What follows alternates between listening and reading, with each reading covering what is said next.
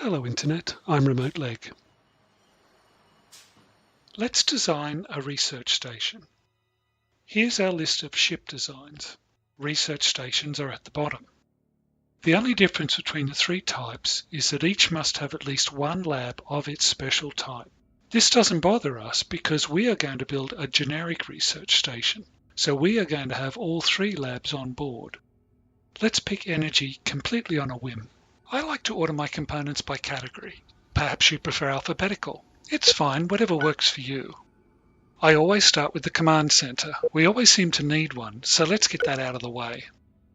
Follow up with the energy collector. We might need more than one, but let's just put one on for now and increase it later. HAB and life support are also essential, so we add those next.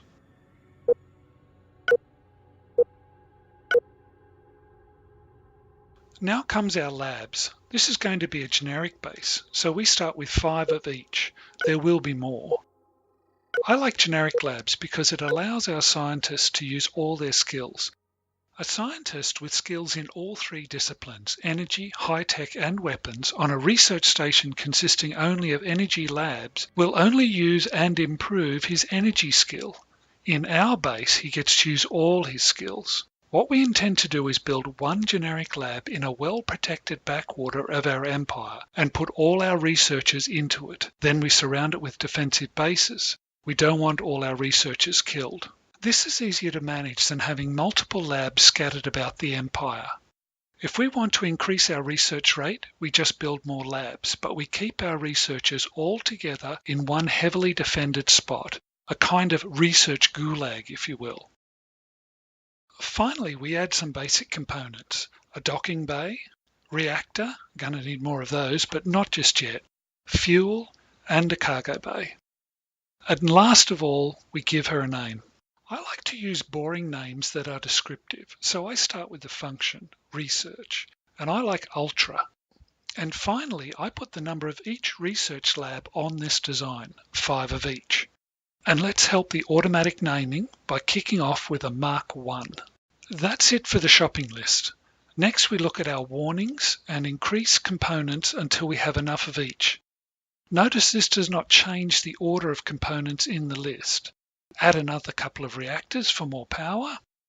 As we discussed in a previous video, we always want enough energy collectors to cover our static energy needs, so we add more of those.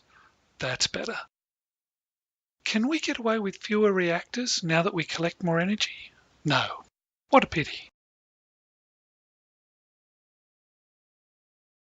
And more habitation and life support. There's always something, isn't there? Notice we always need the same number of HAB modules and life support. Funny that. Oops, we hit another habitation boundary. So we add more habitation modules and life support. Where were we? Oh yes.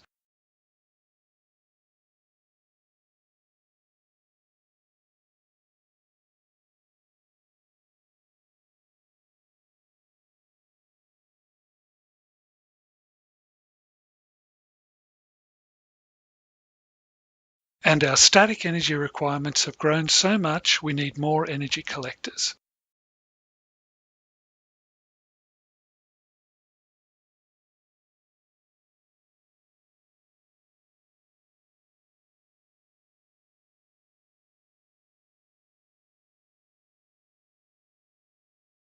Do you see what we're doing here?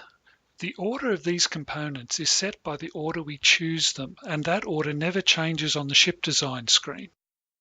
As we develop new technology, some components become obsolete, and we will remove the old components and insert new ones, but the new ones will go to the bottom of the list.